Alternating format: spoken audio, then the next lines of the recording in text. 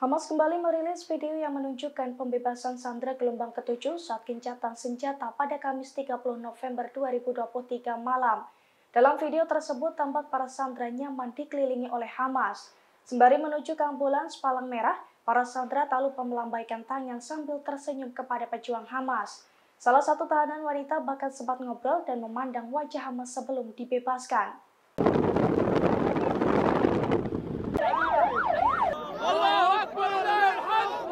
People very good, very kind to me.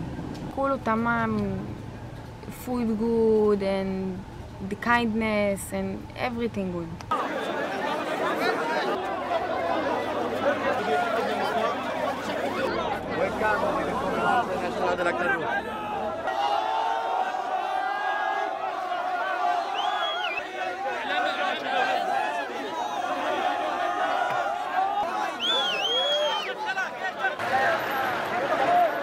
Yes.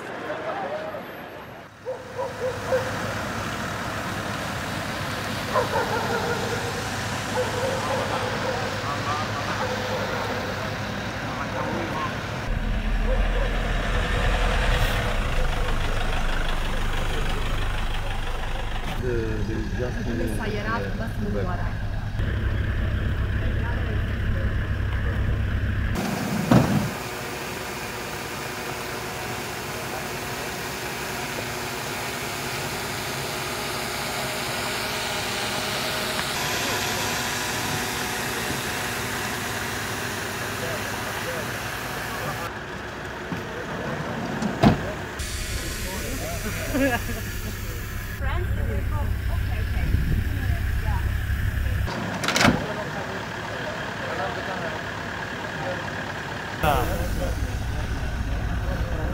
Goodbye. Goodbye. Goodbye. Yeah.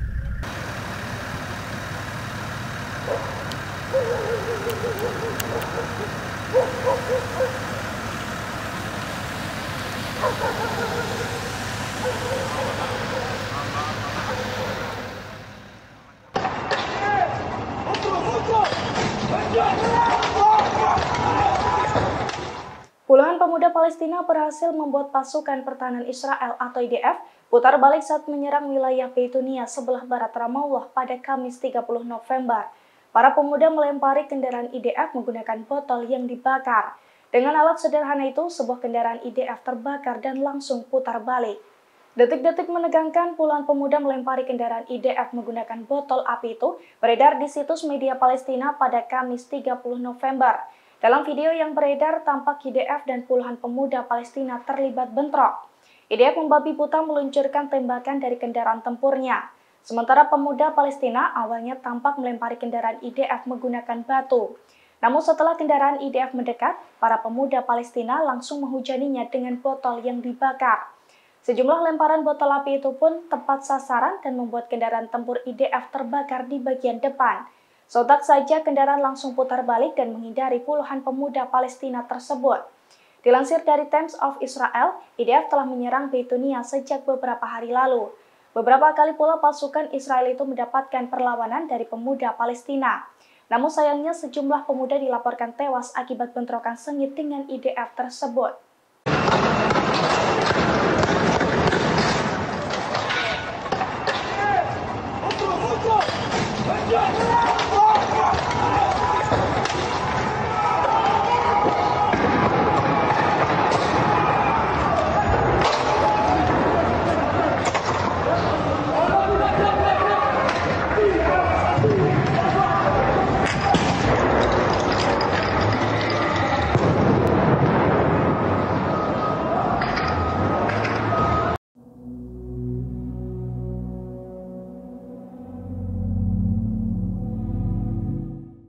Media Israel secara terang-terangan mengakui kemampuan Hamas dalam perang melawan pasukan pertahanan Israel atau IDF.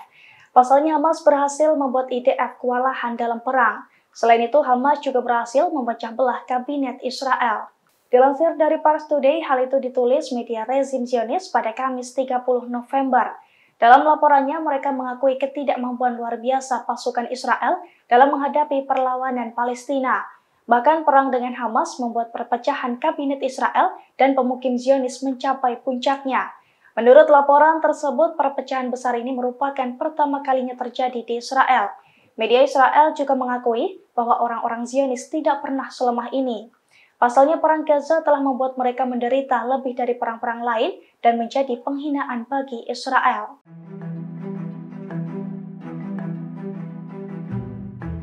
Tentara Israel mengaku kewalahan menghadapi Hamas selama pertempuran. Mereka bahkan mengaku menerima tembakan neraka bertubi-tubi dari segala arah di Gaza. Akibatnya IDF yang berniat meluncurkan serangan darat berubah menjadi misi penyelamatan. Dilansir dari tribunnews.com, pasukan pertahanan Israel atau IDF mengaku terkejut pada awal serangan darat di Gaza. Pasalnya saat itu IDF hanya bersiap untuk konfrontasi ringan, mengantisipasi sejumlah kecil pejuang Hamas. Namun kenyataannya tentara IDF di fase awal invasi darat ke Gaza justru menghadapi tembakan neraka dari berbagai arah, baik dari senapan mesin, senjata ringan, dan peluru RPG yang diluncurkan oleh puluhan pejuang Hamas. Alhasil IDF kelimpungan dan gagal meluncurkan serangan. Salah satu media Israel juga melaporkan bahwa situasi dengan cepat berubah. Dari operasi serbu menjadi pertempuran penyelamatan dari kelompok Hamas. Terlebih saat itu banyak tentara Zionis yang terluka akibat serangan dari Hamas. Tentara IDF tersebut menekankan, jika komandan kompinya tidak mengambil keputusan untuk mundur, maka akan jatuh banyak korban jiwa dari satuannya.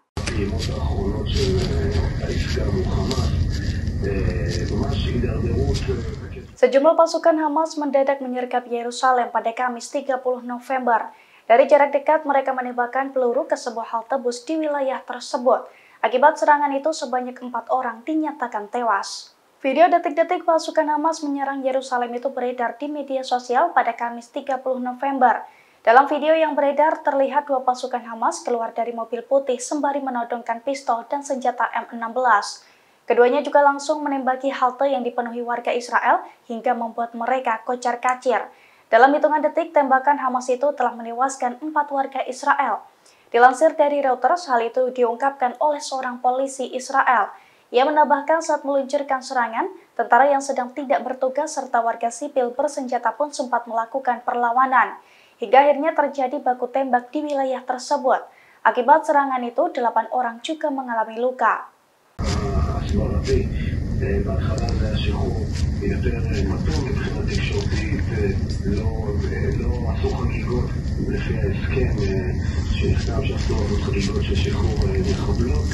לאט לאט, פעימה אחר פעימה, החגיגות בחרו והתרבו, ראינו חגיגות גם במזרח ירושלים. רק נעדכן השר כרגע שמספר הנפגעים עודכן ל7, ביניהם 2 במצב אנוש, ו5 מטופלים עדיין בשטח.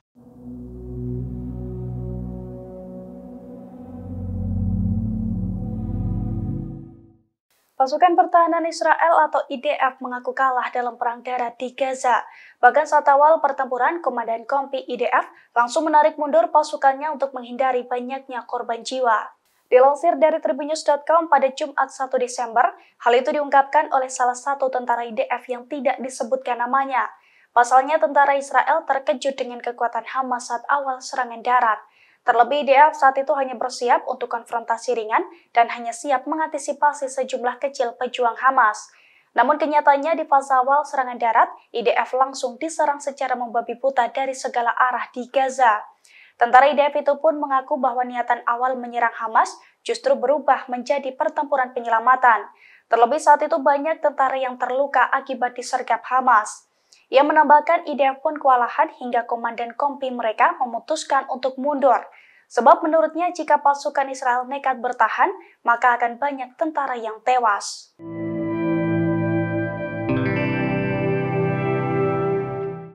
Presiden Jerman Frank-Walter Steinmeier dipermalukan saat kunjungan ke Qatar. Ia diabaikan dan dibiarkan untuk menunggu sambutan dari pejabat Qatar selama 30 menit di pintu pesawat. Pasalnya hal itu merupakan buntut dari dukungan Jerman ke Israel dalam perang di Gaza. Dilansir dari Islam Times, kejadian tersebut terjadi pada Rabu 29 November. Dalam video yang beredar, Presiden Jerman itu tampak menunggu di pintu keluar pesawat dan di bawah terik matahari.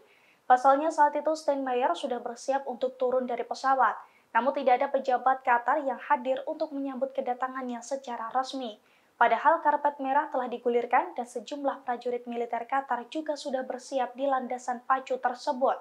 Namun tidak ada satupun pejabat Qatar yang hadir untuk menyambut kedatangan Steinmeier di Doha.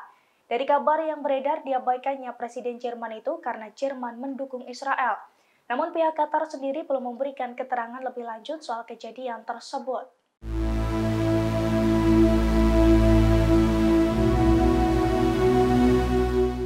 Hampir 1 juta warga Amerika Serikat tidak sepakat dengan Joe Biden soal perang Israel dan Hamas di Gaza. Bahkan pada Rabu lalu mereka menggeruduk Gedung Putih. Mereka mendesak Biden untuk menggunakan pengaruhnya kepada Israel agar menyepakati gencatan senjata permanen di Gaza. Hampir 1 juta warga Amerika Serikat menandatangani petisi untuk menuntut Joe Biden. Pasalnya, aksi tersebut merupakan tanggapan atas perang yang dilancarkan Israel setelah serangan yang dipimpin Hamas pada tanggal 7 Oktober silam. Warga Amerika Serikat menyampaikan tanda tangan petisi ke Gedung Putih pada hari Rabu 29 November, yakni ketika dunia menunggu perpanjangan gencatan senjata sementara dari Israel. Bagi sebagian warga Amerika Serikat itu, gencatan senjata permanen sangat penting dan harus segera dilakukan. Sebab mereka tidak menginginkan penambahan korban jiwa di kalangan warga sipil akibat perang tersebut. Diketahui perang Israel-Hamas di Gaza saat ini telah mengakibatkan lebih dari 14.000 orang tewas. Jumlah tersebut diklaim akan semakin meningkat apabila gencatan senjata tidak disepakati.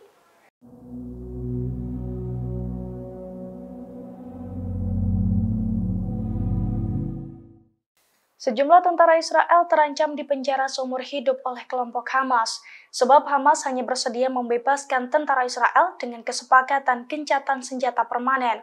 Namun Perdana Menteri Israel Benjamin Netanyahu sendiri enggan menyetujui kesepakatan tersebut dan lebih memilih melanjutkan perang. Dilansir dari Pars Today pada Jumat 1 Desember, Hamas mengungkapkan syarat pembebasan tentara Israel atau pasukan pertahanan Israel atau IDF itu ke pihak Mesir. Dengan tegas, Hamas mengungkapkan bahwa pihaknya hanya menginginkan pertukaran tahanan militer Israel dengan gencatan senjata permanen. Namun di sisi lain, Israel menolak mentah-mentah gencatan senjata permanen di Gaza.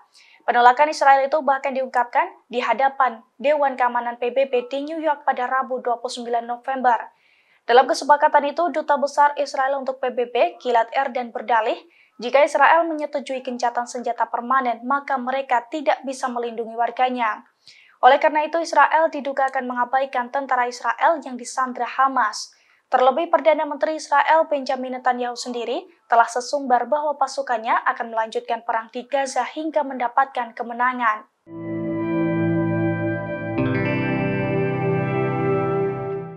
Presiden Turki Recep Tayyip Erdogan mengecam keras kekejaman Israel terhadap warga Palestina. Erdogan bahkan mengecam Perdana Menteri Israel Benjamin Netanyahu atas perang di Gaza, di mana menurut Erdogan kejahatan Netanyahu akan tercatat sejarah sebagai yang terburuk dalam 1 abad terakhir. Dilansir dari Middle East Monitor, hal itu diungkapkan Erdogan pada Rabu 29 November. Erdogan menilai Netanyahu telah melakukan kekejaman terburuk dan terbesar dalam abad ini, di mana warga Gaza menjadi sasaran serangan paling keji dan tercela dalam sejarah umat manusia sejak tanggal 7 Oktober silam. Menurutnya, Netanyahu juga akan diingat sebagai tukang jagal di Gaza. Pasalnya, Israel di bawah kepemimpinan Netanyahu juga menggempur berbagai fasilitas di Gaza hingga rata dengan tanah dan membuat warga terlantar. Terlebih aksi keji tersebut dilakukan Israel di hadapan mata seluruh dunia dalam kurun waktu 50 hari lebih. Oleh karena itu, Erdogan yakin bahwa warga Palestina di Gaza tidak akan pernah melupakan kejahatan Israel. Melihat hal itu, Erdogan pun menekankan bahwa Turki akan berusaha dengan segala cara untuk meminta pertanggungjawaban pemerintah Israel di hadapan hukum internasional. Saat ini Turki sendiri juga telah mengirimkan ribuan ton bantuan kemanusiaan ke Palestina untuk meringankan penderitaan warga. Download Tribun X sekarang, menghadirkan lokal menjadi Indonesia.